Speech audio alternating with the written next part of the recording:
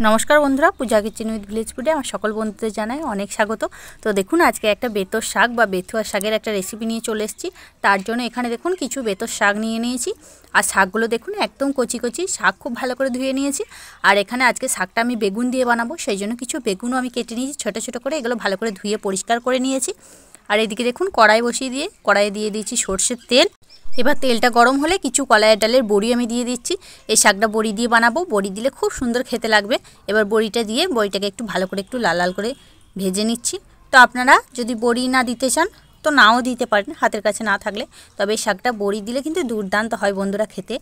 তো দেখুন বড়িটাকেও আমি উল্টে পাল্টে ভালো করে ভেজে নিয়েছি। এবার বড়িগুলোকে তুলে নিচ্ছি। এবার যে কেটে রাখা বেগুনগুলো নিয়েছিলাম সেগুলোকে দিয়ে দিচ্ছি।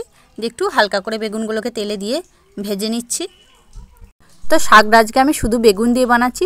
আপনারা চাইলে কিন্তু এখানে শুধু আলু একটু ছোট ছোট করে কুচিয়েও এই রেসিপিটা করতে পারেন, বা বেগুন আর আলু একসাথে কুচিয়েও দিতে পারেন। সেক্ষেত্রে বেগুনটা আলাদা ভেজে নেবেন আর আলুটাকেও একটু লাল লাল করে ভেজে নেবেন, নাহলে শাকটা কচি একদম বেগুনটা গলে যাবে আর আলুটা সিদ্ধ হবে না। এবার অল্প একটু হলুদ গুঁড়ো দিয়ে বেগুনটাকে একটু ভালো করে ভেজে নিয়েছি। বেগুনটাকে তুলে নিচ্ছি। এবার ওই কড়াইয়ে আবারও দিয়ে দিচ্ছি আমি সর্ষের তেল। তেলটা গরম হয়ে গেছে।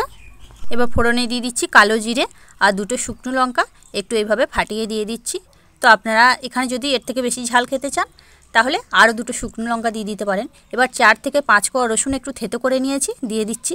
এবার রসুনটা একটু সুন্দর ফ্লেভার এলে আমি এখানে শাকগুলো ধুয়ে রাখা শাকগুলোকে দিয়ে দিচ্ছি।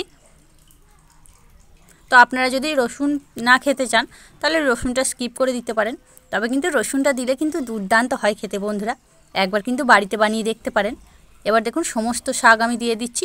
তো শাকটা এখন অনেকটা মনে হচ্ছে, কিন্তু এই শাকটা একদম কচি, একটু নাড়াচাড়া করলেই শাকটা একদম গলে যাবে।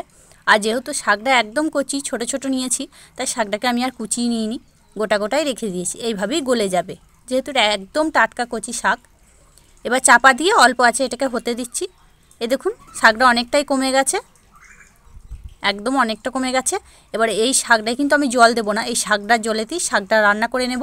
এইভাবে চাপা দিয়ে দিয়ে নাড়বো আর চাপা দিয়ে দিয়ে শাকটাকে আমি রান্না করে নেব, তাহলে শাকটা কিন্তু খুব স্বাদ হবে খেতে।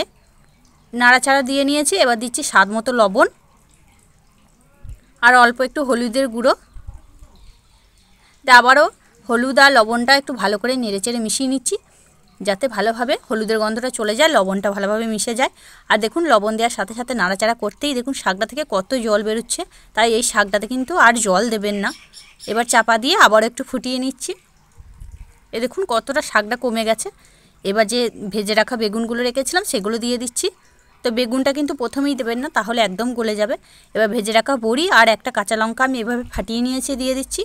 তো আপনারা যদি এখানে গুঁড়ো লঙ্কা ঝাল খেতে চান তো দিতে পারেন, তবে কিন্তু এতে শুকনো লঙ্কা আর কাঁচা লঙ্কার ফ্লেভারটাই বেশি ভালো হয় শাকের মধ্যে।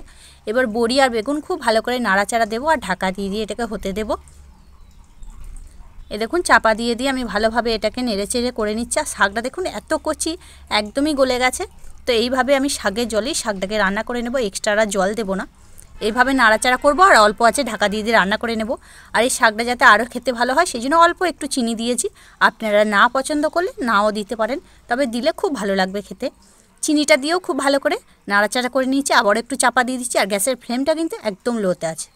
এ দেখুন একদম গ্যাসের ফ্লেমটা লোতে করে রেখে আমি শাকটা রান্না করে নিয়েছি। এটা কিন্তু আমার তৈরি হয়ে গেছে।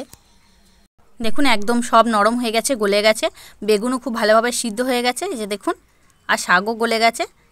তো এর থেকে আর বেশি এটাকে রান্না করব না, এটা কিন্তু তৈরি হয়ে গেছে। একটু ভাজা ভাজা করে নেব নেড়ে চেড়ে, যাতে একটু জল জলে ভাবটা চলে যায়। তারপরে এটাকে গরম গরম ভাতের সাথে পরিবেশন করতে পারেন। তো গরম গরম ভাতের সাথে এটা হলে আর কিছুই লাগবে না। তো দেখুন এটা নামিয়ে নিই, তারপর দেখাচ্ছি। তো দেখুন বন্ধুরা শাকটা আমি নামিয়ে নিয়েছি, কতটা লোভনীয় হয়েছে দেখুন। এই শাকের রেসিপিটা থাকলে গরম গরম এক থালা ভাত কিন্তু এই শাকটা দিয়েই খাওয়া হয়ে যাবে। মাছ মাংস ফেলে পরিবারের সবাই এই শাকটা দিয়েই ভাত খাবে। আর এই শাকটা অনেকে পছন্দ করেন না, তো তাদেরকে একবার খাইয়ে দেখবেন, তারা কিন্তু আবার রিকোয়েস্ট করবে এই শাকের রেসিপিটা বানিয়ে দেওয়ার জন্য।